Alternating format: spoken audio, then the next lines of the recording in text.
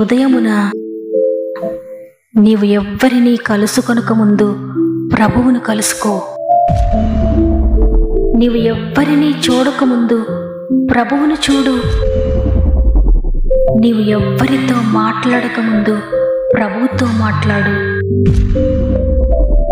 నీవు దేనిని వెదకకముందు ఆయన రాజ్యమును నీతిని వెదకు.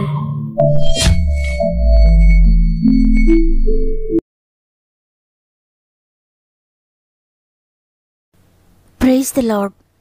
ఈ ఉదయకాలమున గాడ్ ఫస్ట్ అనే ఆధ్యాత్మిక కార్యక్రమానికి మిమ్మల్ందరినీ మరొకసారి ప్రేమపూర్వకంగా ఆహ్వానిస్తూ ప్రభునామంలో మీ అందరికీ నా యొక్క శుభములు తెలియజేస్తున్నాను.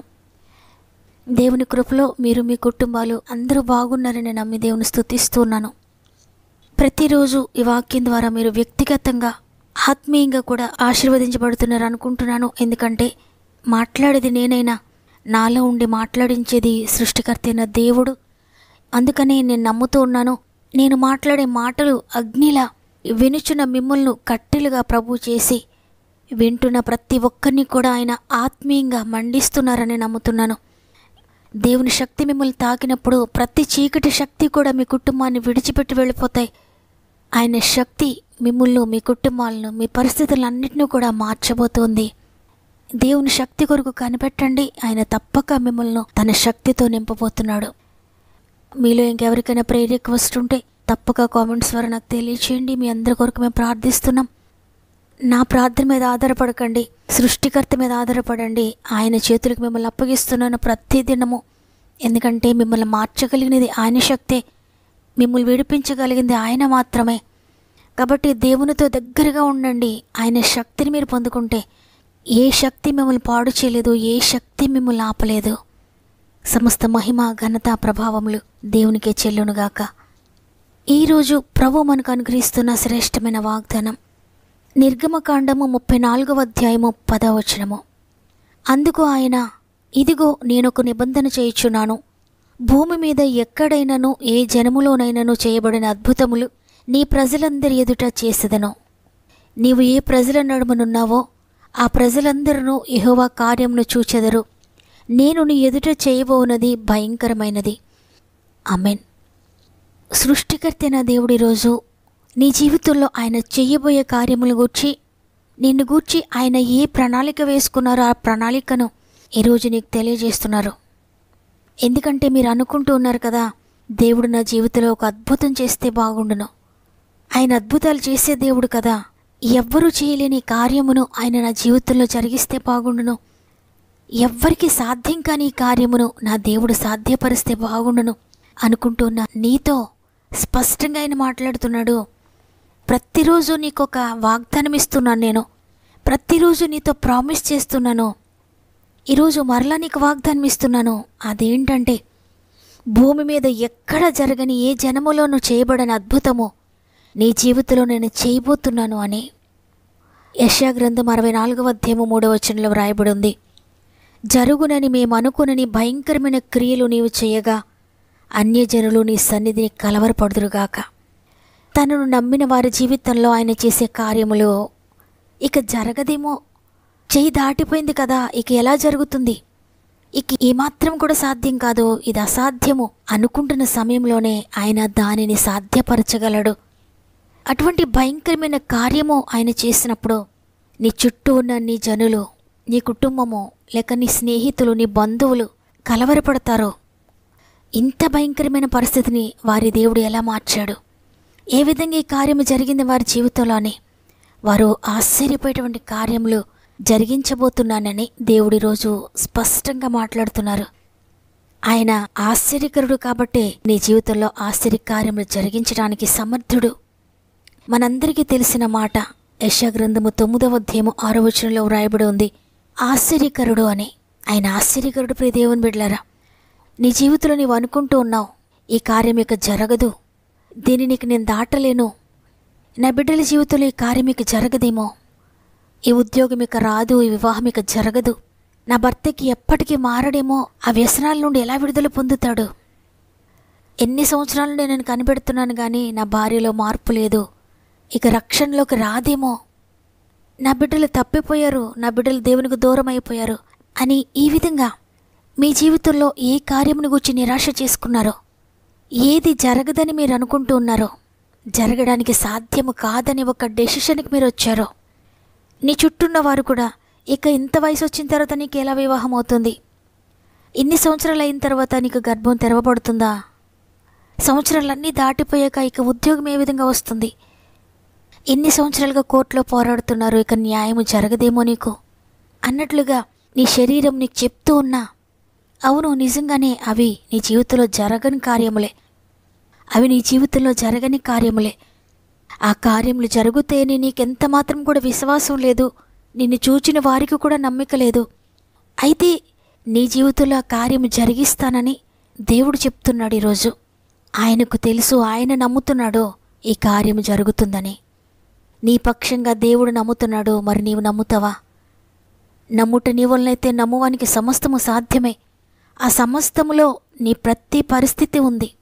నీ చేదాటిపోయిన పరిస్థితులున్నాయి, నీవు చెయ్యలేని పరిస్థితులున్నాయి, నీకు సాధ్యం కాని పరిస్థితులున్నాయి, ఎన్ని సంవత్సరాలుగా జరగని పరిస్థితులు కూడా ఉన్నాయి, ఏ అవకాశం లేని పరిస్థితులున్నాయి. నీవు అనుకుంటూ ఉండొచ్చు, ఇంత భయంకరమైన వ్యాధి ఎవ్వరికీ చూడలేదు, నా జీవితంలో ఉన్న ఈ స్థితి ఇక ఎవ్వరికీ చూడలేదు, ఇటువంటి సమస్య నేను ఎవరి జీవితంలో కూడా చూడలేదు, ఇటువంటి సమస్య నుండి విడుదల పొందిన వారు ఎవరూ లేరు, ఈ వ్యాధి వచ్చిన వారందరూ కూడా మరణించారు, ఈ సమస్య వచ్చిన వారందరూ కూడా దానితోటే చనిపోయారు అని అనుకోవచ్చు.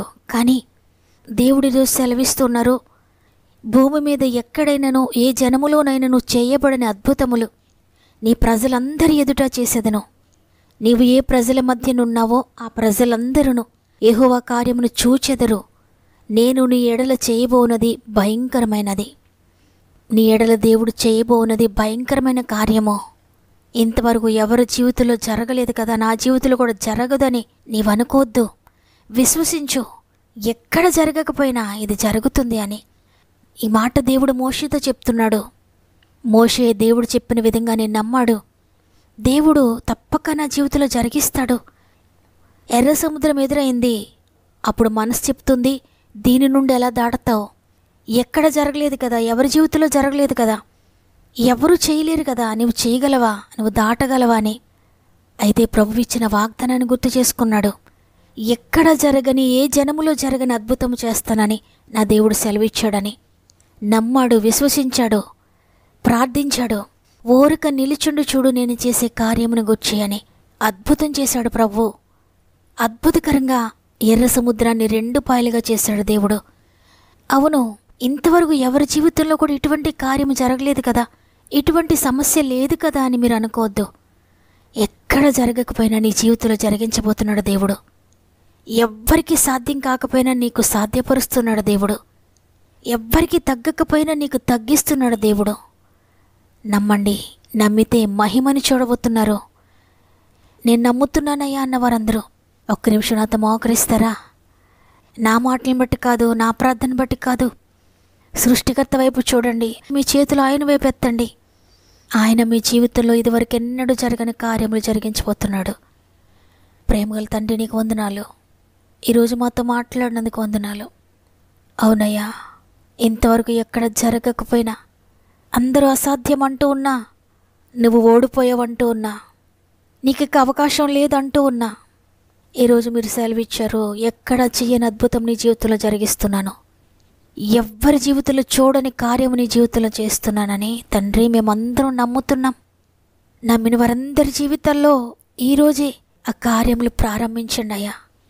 అనేక సంవత్సరాలుగా మూలం పడిపోయి ఉన్న ప్రతి కార్యమును మీరు ప్రారంభించండి. అనేక సంవత్సరాలుగా వారు ఓడిపోతూ వస్తూ ఉన్నా ఇప్పుడు మీరు ప్రారంభించండి తిరిగి నాయన.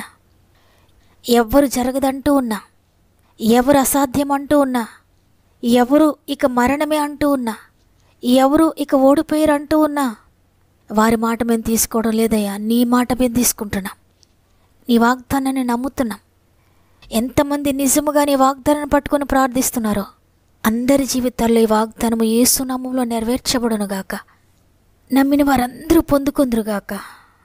దేవా, ఒక బలమైన కార్యము, ఒక అద్భుత కార్యము ప్రతి జీవితంలో మీరు జరిగిస్తున్నందుకు వందనాలు. ప్రాముఖ్యంగా అనేక మంది బిడ్డలు వారి ప్రార్థన విన్నపం నాకు తెలియజేస్తున్నారయ్యా. ప్రతి ఒక్కొక్కరిని నీ చేతిలో పెడుతున్నాను తండ్రి. అందరి పేర్లు అందరి సమస్యలు నేను చెప్పకపోయినా నీకు తెలుసు తండ్రి.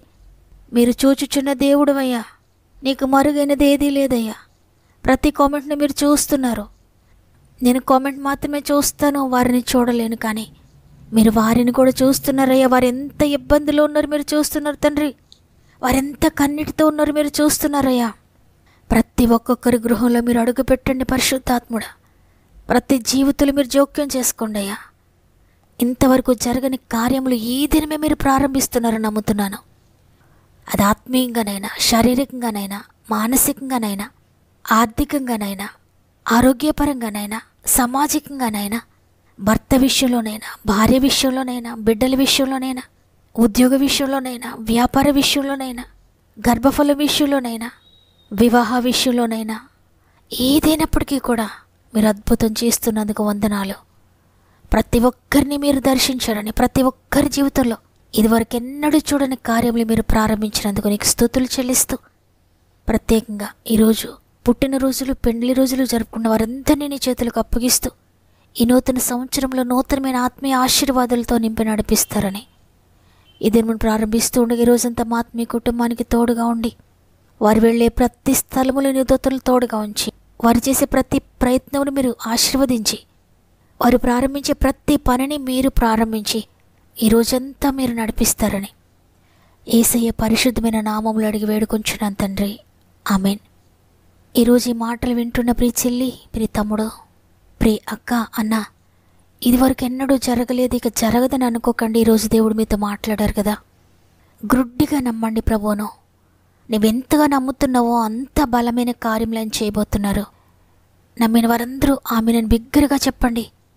ఈ వాగ్దానం నేను పూర్తిగా విశ్వసించానని మీ ఇష్టాన్ని తెలియజేస్తూ తప్పకుండా వాగ్దానాన్ని లైక్ చేయండి. మీకు అనుకూలమైతే మీ ఆత్మీయులందరికీ వాగ్దానాన్ని షేర్ చేయండి.